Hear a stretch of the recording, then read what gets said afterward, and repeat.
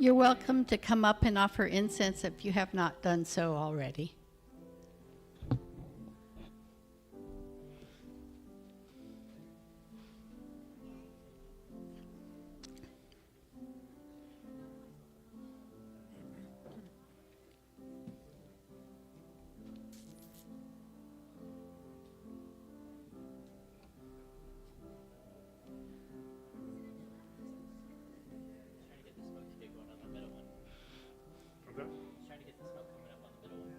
Not smoking or what? It's smoking. It's on.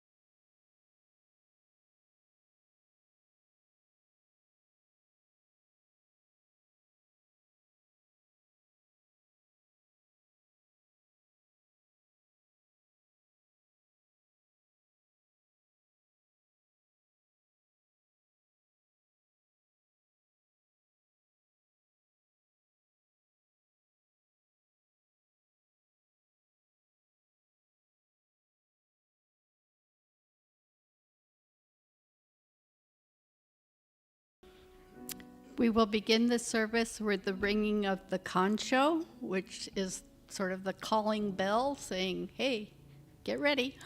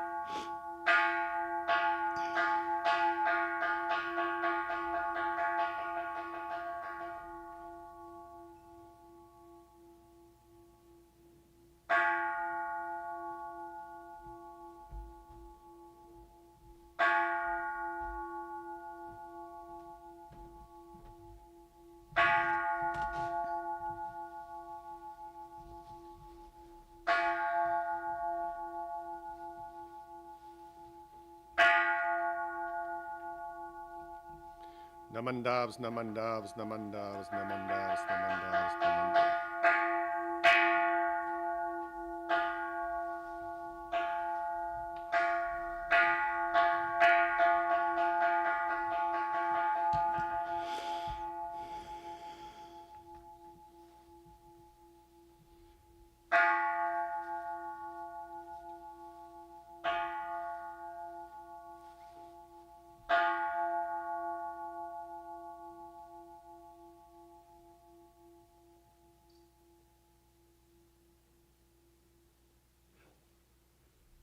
Namo Amida Butsu.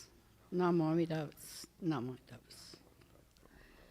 Welcome, everybody. And today's service will be led by Certified Minister Assistant Arturo Rubio, and the concho was rung by Certified Minister's Assistant Sharon Sasaki. So we will begin with silent meditation.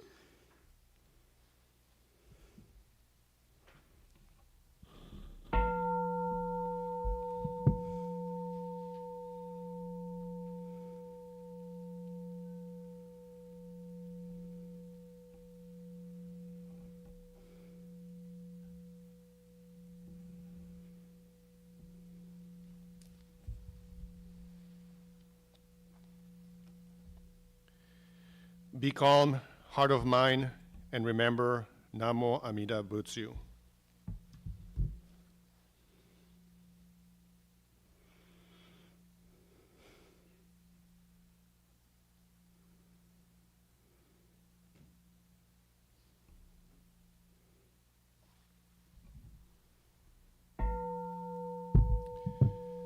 Gasho, Namo Amida Butsu, Namo Amida Butsu. Namo Amida Butsu. Namandavs, namandavs, namandavs.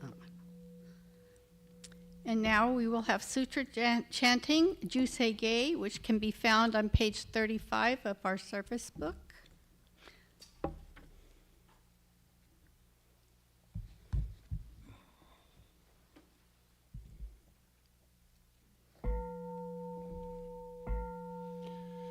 Gagon Chosegan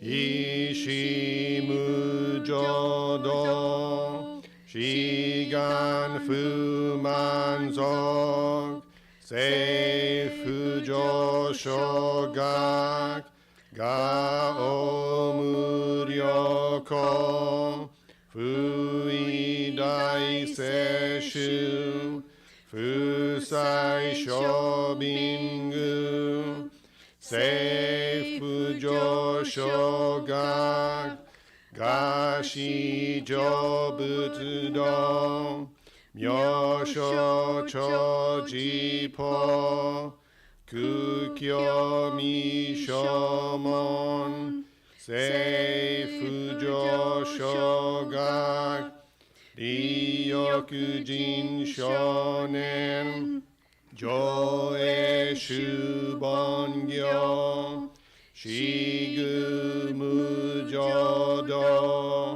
Isho Tenin Shi Jinriki Endaiko Fusho Musaido Shoujo Sankumyo Kosai Shuyakunan Kaihichi Egen Meshi Komoan Heisoku Sho Akudo Tsudazu Zen Shumon Koso Jomanzo Iyoro Jipo Nichigazu Shujuki Tenko Onfugen Ishukai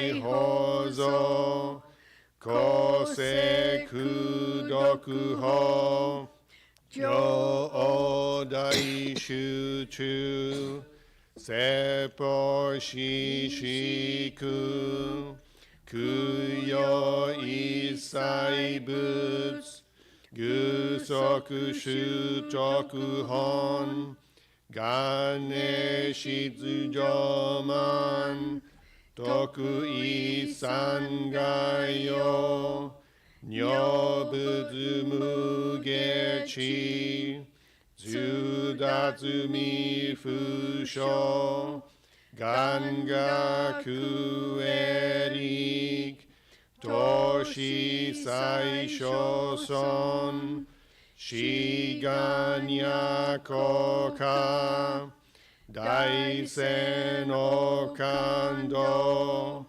Koku Shotenin Tochi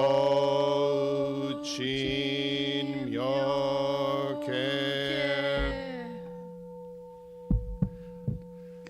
namandabu namandabu namandabu namandabu namandabu namandabu ganishikudoku byodo seisai don bodaishin ojo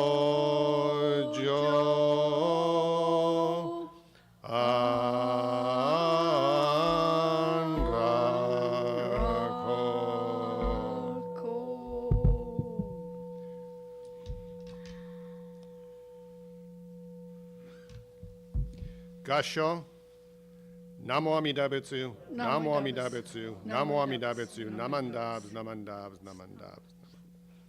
And now we will have our Dharma school message.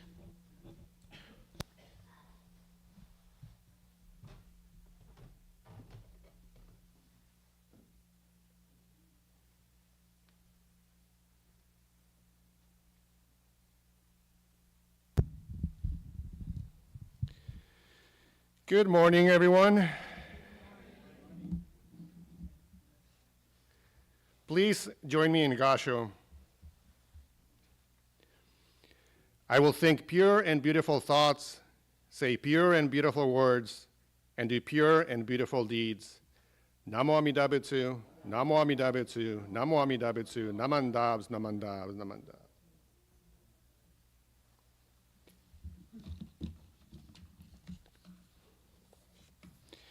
As you well know, the sentence I just read is a fragment from the Golden Chain. Sounds simple, right? But it's not always easy to think good things, say good things, or do good things, especially if we're angry or if we're just being selfish. If you remember, last year in one of my Dharma talks, I talked about the children's story of Hansel and Gretel. In this story, Hansel and Gretel are trapped in a gingerbread house by an ugly old witch, but they manage to escape and return home. In this children's story, Hansel and Gretel are the heroes, right? Then there's a witch who tricks them into entering her gingerbread house and traps them there, intending on eating them later. So she's the villain. So what if the story had been a little different? What if the witch had been good and Hansel and Gretel had been the villains? What if this story had not had any heroes, only villains? That would have been a weird story, right? I'm going to read you the story of Hansel and Gretel viewed from a different angle. You can then decide who was good and who was bad.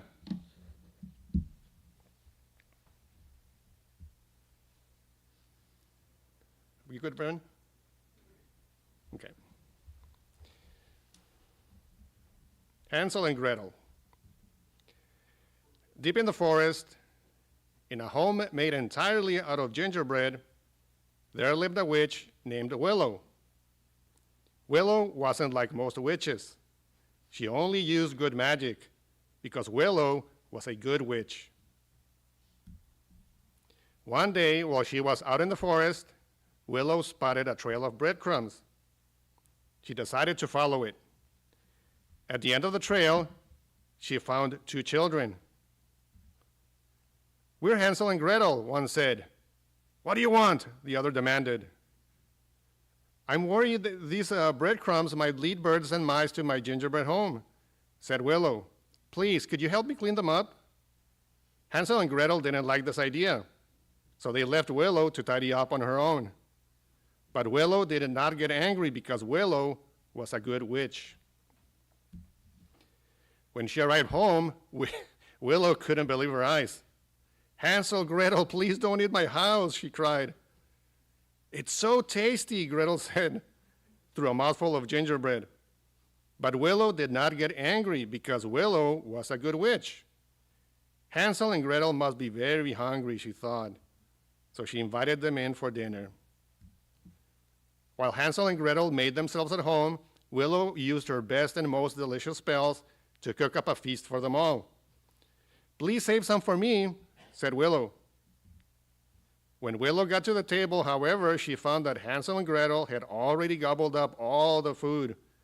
But Willow did not get angry because Willow was a good witch. It wasn't long before Willow had more to worry about than her rumbling tummy. Hansel and Gretel found Willow's spells and wands and began to play with them. "Hansel, Gretel, please be careful with my magic things," she cried. Hansel and Gretel did not listen to Willow. The magic grew and grew and grew. Hansel and Gretel wanted the house all to themselves, so they decided to get rid of Willow. Gretel pushed Willow into the oven, and the naughty twins carried on wreaking havoc in her home until it was bursting with magic. Willow's home collapsed. It was only made out of gingerbread after all. And this time, Willow did get angry. You can see that she's boiling them. And then they're turned into gingerbread cookies. Because it turns out, Willow wasn't always a good witch. The end. Okay, first of all, that was a weird ending. Willow had been very patient and compassionate up to that point, but then she went nuts. First, she boiled Hansel and Gretel in a cauldron and then somehow turned them into gingerbread cookies. And that was the end of the story. In the original version, the heroes were Hansel and Gretel. They managed to vanquish the witch, escape from the gingerbread house, and find their way back home. The villains in that story were the stepmother and the witch. If you remember, the stepmother wanted to get rid of Hansel and Gretel and made several attempts to abandon them deep in the forest. The evil witch, well, she just wanted to eat Hansel and Gretel. But in this weird version, I read a few minutes ago, who are the heroes and who are the villains?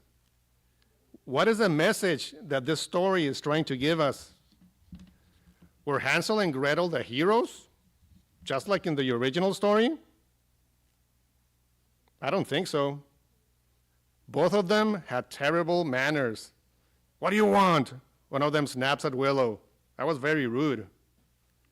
Hansel and Gretel refused to help Willow clean up the mess they had made out in the forest. So Willow had to pick up all the breadcrumbs herself. Then Hansel and Gretel started eating the gingerbread house without checking with Willow first. Maybe they didn't know that it was Willow's house, but that's really not a good excuse.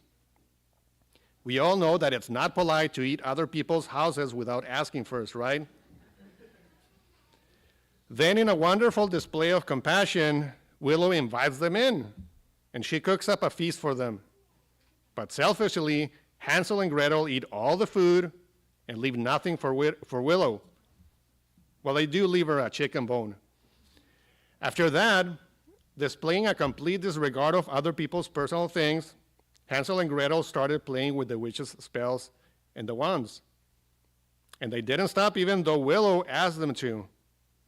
Not only that, but then they thought, hey, this house is pretty cool. Let's keep it. So Gretel pushed Willow into the oven. Luckily, Willow escapes from the oven when the gingerbread house explodes due to an excess of magic. So it's pretty obvious that Hansel and Gretel are not the heroes of the story. They are pretty bad. What about Willow the witch? Is she the hero of the story? Not really. She is very patient and kind throughout most of the story, but she eventually loses her cool and lets her anger take over. Do heroes boil kids and turn them into cookies? Not really. So what is the moral of this story? This story tells us that each and every one of us can be good, but we can also be very, very bad. Given the right circumstances, we all can be overcome by our anger, just like Willow was at the end of the story. And we can sometimes act like obnoxious little brats. Raise your hand if your mom or dad ever had to tell you multiple times to be quiet.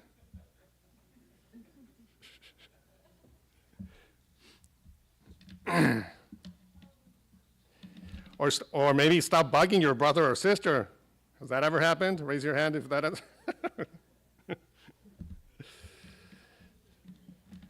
Indeed, we've all been like Hansel and Gretel at some point throughout our lives. What about anger? Has anybody nagged you repeatedly to the point where you feel that you're about to explode?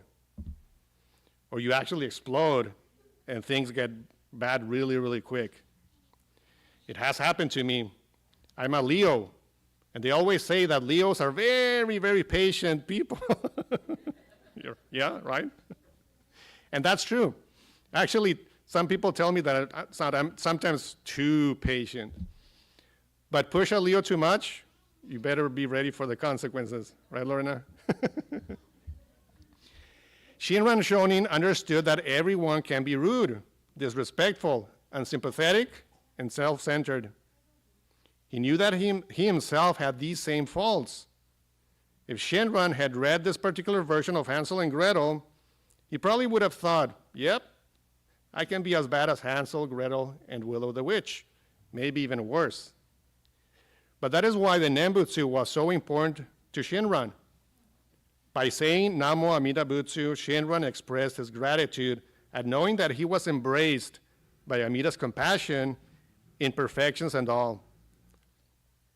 And we are also embraced by Amida's compassion, even if we're sometimes a bit like Hansel, Gretel, and Willow the Witch.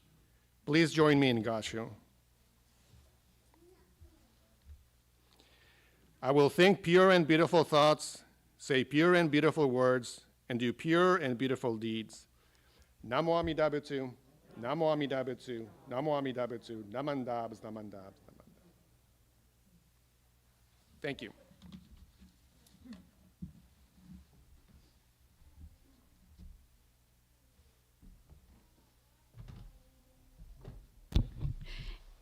Could everybody please rise for our recitation of our pledge, which is an insert that's inside the books. This is written by the current Gomonshu.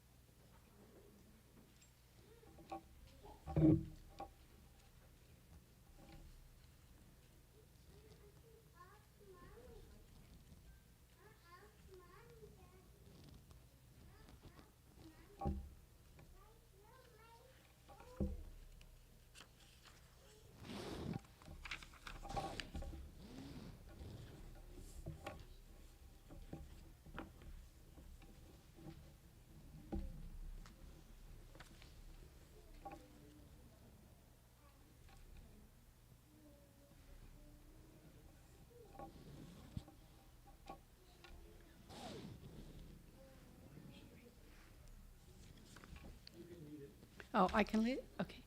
Breaking out of my shell, I will share a warm smile and speak gentle words, just like the kind Buddha.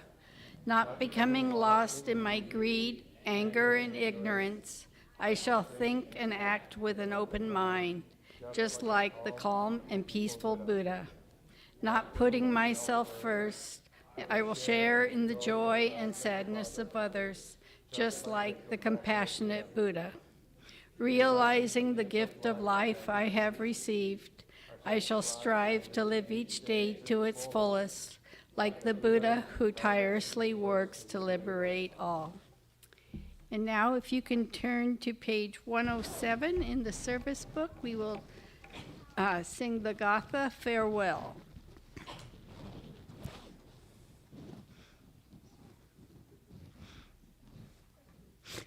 As soon as our pianist gets encumbered.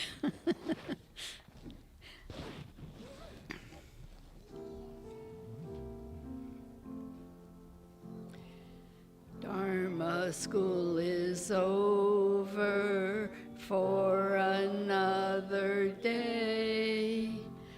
Let us gather round the shrine, bow our heads and say, thank you, teacher, for your help. Thank you, everyone. Buddha's love will keep us safe till our work is done.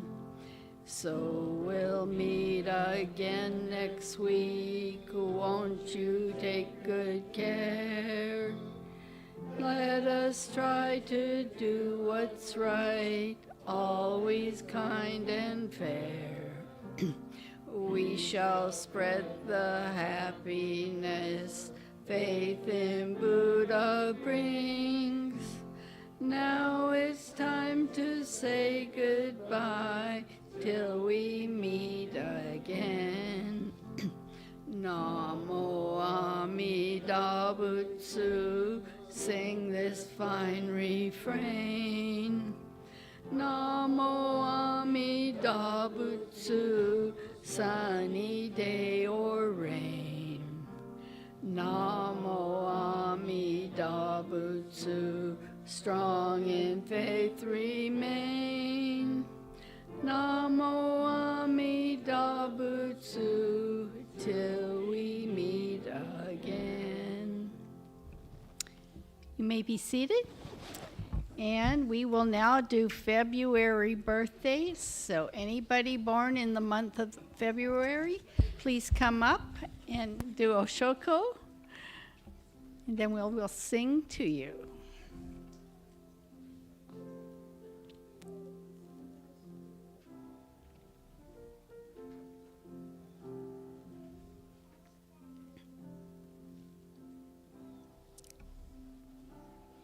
Only 3? Okay. Well, you'll have lots of choices for presents then.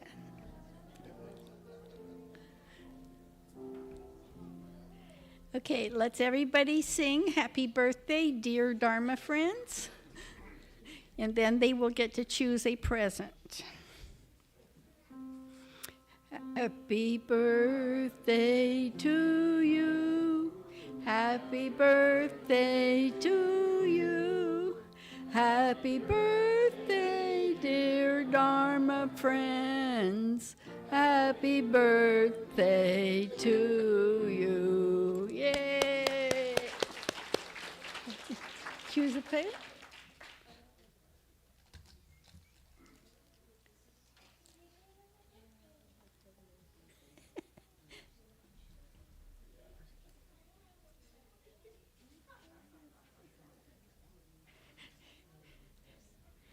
There's a Wolverine claw hand up there. And Junko got the kitty.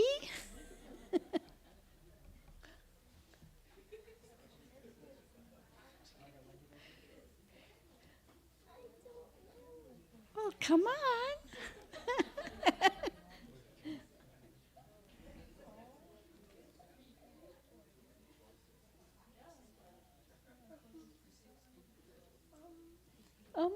There's a pillow, Disney pillow. And a cup with a spoon. He's going to get the blue jay.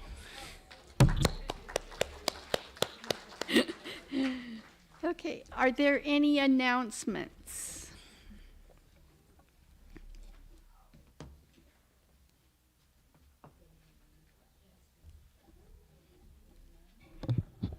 Thank you, Kaytee. My name is Bill. If anybody's here for the first time, I just want to let you know we do have a welcome sheet for you in the back, and I'll be, I hope to be about answering questions, or Arturo will be afterwards to answer questions if you have them. But this just talks a little bit about the temple and what we're trying to do, and some events that are coming up. So you're welcome to one of these handouts in back. Thank you very much.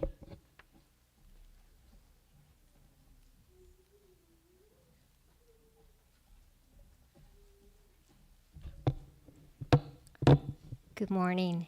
I have a birthday card for Ruth Voorhees, who will be turning 102 years old. So if you'd like to sign it, I'm going to put it in the back, over by where that back bookcase. So I'm going to put it back there with a pen. So if you'd like to sign it, please do so. Thank you.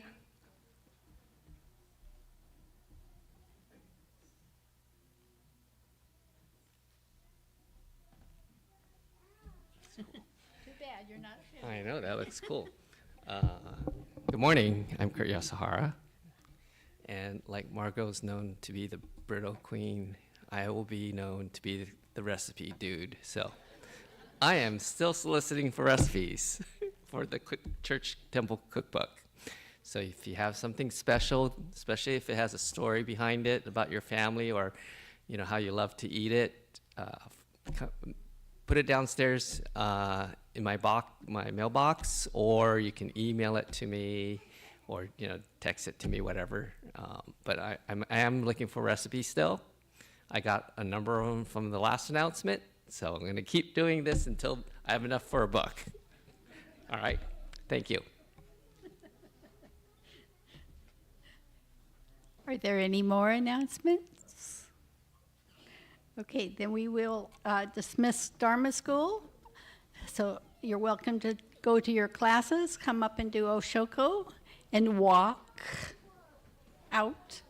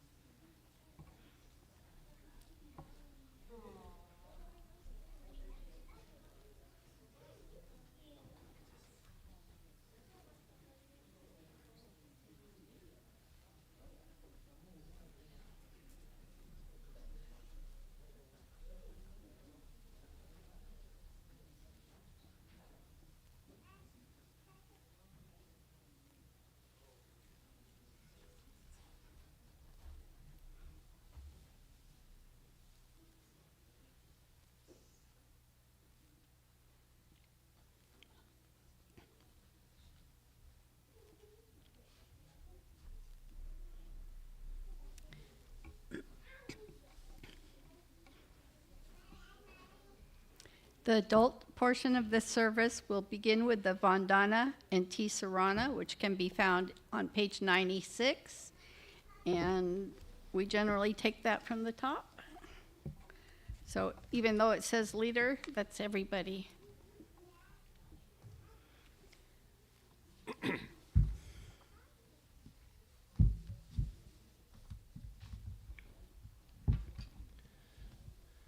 Namo tassa bhagavato arahato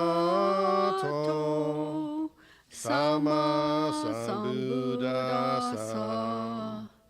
Homage to him, the exalted one, the enlightened one, the supremely awakened one. Buddham saranam gacchami, Dhammam saranam gacchami. gacchami. Sangam saranam gacchami. I go to the Buddha for guidance. I go to the Dharma for guidance. I go to the Sangha for guidance. Namo Kie Butsu. Namo Kie Ho. Namo Kie So.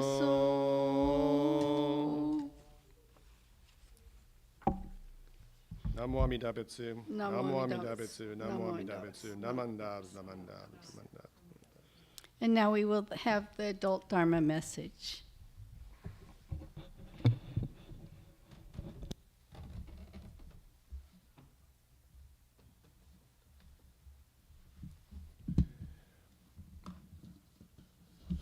Good morning again.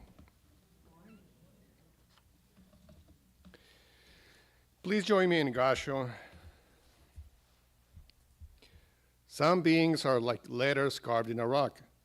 They easily give way to anger and retain their angry thoughts for a long time. Some beings are like letters written in sand. They give way to anger also, but the angry thoughts quickly pass away. Some beings are like letters written on running water. They do not retain their passing thoughts. They let the abuse and uncomfortable gossip pass by unnoticed. Their minds are always pure and undisturbed. Namo Amida Butsu, Namo Amida Butsu, Namo Amida Butsu, Namandabs, Namandabs, Namandabs. The paragraph I just read is part of the Anguttara Nikaya, a collection of Buddhist scriptures from the Theravada tradition. It describes three categories of human beings, separating them by the way they manage their own anger. The first group gets upset easily and holds on to their anger for a very long time. I'm pretty sure we all know at least one person, maybe a friend or relative, who has been holding on to grudges for years, maybe decades. Hopefully none of you fall into this category. These individuals perpetually obsess over instances where they were wronged by someone, sometimes a sibling, a parent, or a spouse, just to name a few. Some of us may remember those old Bugs Bunny cartoons where they had rural families feuding with each other for generations. Some literary classics like Romeo and Juliet also revolve around the misadventures of lovers caught in the middle of their warring families. Almost all of these stories end in tragedy.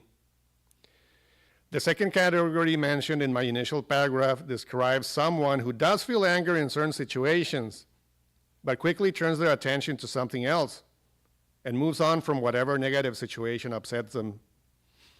The third category is comprised of people who don't even bother acknowledging the abuse that is being directed at them.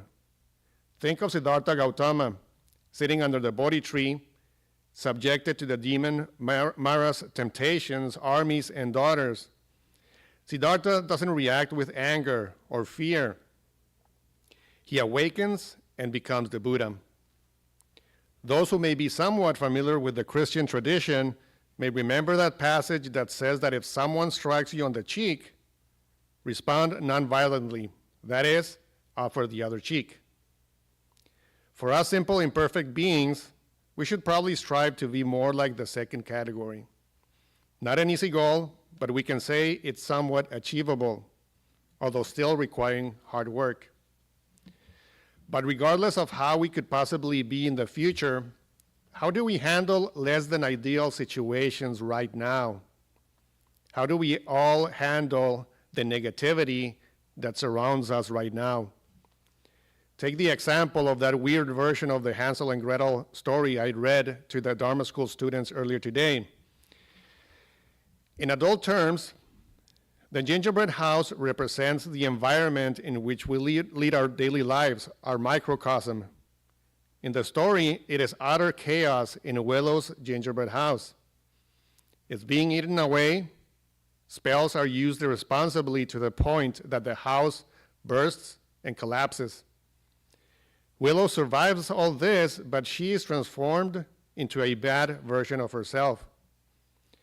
How have we felt in the last few weeks? Does it feel like utter chaos in our country right now?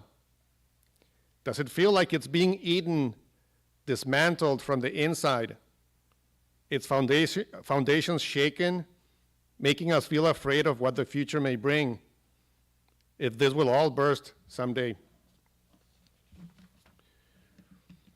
Just like Willow, I'm sure we'll survive. But will we be the same? Or will all this negativity change us into lesser versions of ourselves? Will we retain angry thoughts for many years to come?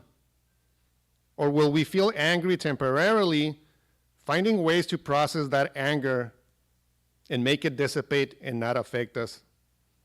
Will we not allow all the negativity affect us to begin with? Whenever we are in the midst of situations that are not ideal, situations that make me think that we live in a crazy world, I think about how our Buddhist tradition got started. What was life like during Shinran's time in Japan in the 12th and 13th centuries? Authoritarian governments, wars, epidemics, hunger, constant instability. In many ways, life was much worse back then. But it's human nature to latch on to our negative experiences more so than positive ones. Even the Buddha described the tribulations of human beings in a way that you could easily transpose to our present existence. In the larger sutra, the Buddha describes human beings to Bodhisattva Maitreya this way. People of the world, being weak in virtue, engage in strife over matters that are not urgent. Whether noble or corrupt, rich or poor, young or old, male or female, all people worry about wealth and property. In this, there is no difference between rich and poor. Both have their anxieties. Groaning in dejection and sorrow, they pile up thoughts of anguish, or driven by inner urges, they run wildly in all directions and thus have no time for peace and rest. For example, if they own fields, they are concerned about them. If they have houses, they worry about them. They are also anxious about their 6 domestic animals, such as cows and horses, about their male and female servants, money, wealth, clothes, food, and furnishings. With deepening troubles, they sigh repeatedly, and anxiety increasingly torments and terrifies them. Sudden misfortune may befall them. All their passions may be destroyed by fire, swept away by floods, plundered by robbers, or seized by adversaries or creditors. Then gnawing grief afflicts them and incessantly troubles their hearts. Anger seizes their minds, keeps them in constant agitation, increasingly tightens its grip, hardens their hearts, and never leaves them. If they possess some things, others may be lacking. If they have this, they do not have that. And so they wish to possess all. This particular sentence struck me. Anger seizes their minds, keeps them in constant agitation, increasingly tightens its grip, hardens their hearts, and never leaves them. I feel that for a lot of people, this is their reality right now. This is what the chaos that surrounds us deposits in their hearts and minds. What are we to do in the following years? I can't say I have the answer, but may I suggest this? Yes, allow yourself to be angry sometimes, but look for ways to let that anger dissipate and move on to something else. It is said that the human brain needs 3 positive emotions to counterbalance 1 negative emotion. So throughout your day, try to add more activities that bring you joy and spend less time doom scrolling or watching the news. If all else fails, take a deep breath, count to 10, and say Namo Amida Butsu. Please join me in Gasho. Some beings are like letters carved in a rock. They easily give way to anger and retain their angry thoughts for a long time. Some beings are like letters written in sand. They give way to anger also, but the angry thoughts quickly pass away. Some beings are like letters written on running water. They do not retain their passing thoughts. They let the abuse and uncomfortable gossip pass by unnoticed. Their minds are always pure and undisturbed. Namo Amida Butsu, Namo Amida Butsu, Namo Amida Butsu, Namandabs, Namandabs, Namandabs. Thank you.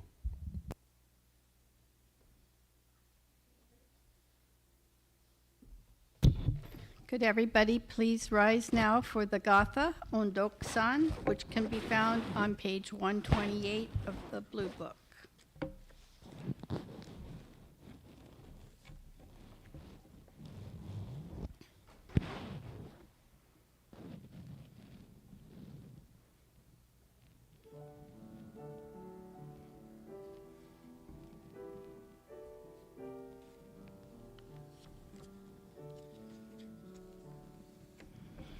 No rai dai no ondoku wa miyoko ni shite mo hozu beshi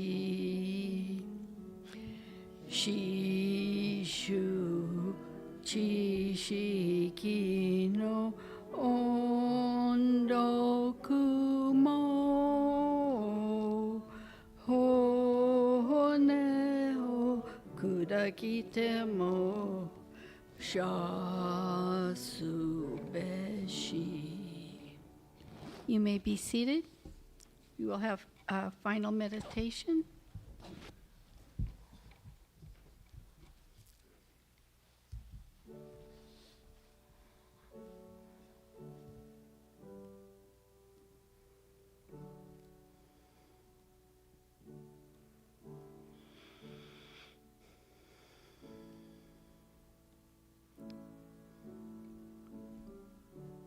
I put my trust in the vow of Amida Buddha. Reciting Namo Amida Butsu, let us live life to the utmost with strength and joy.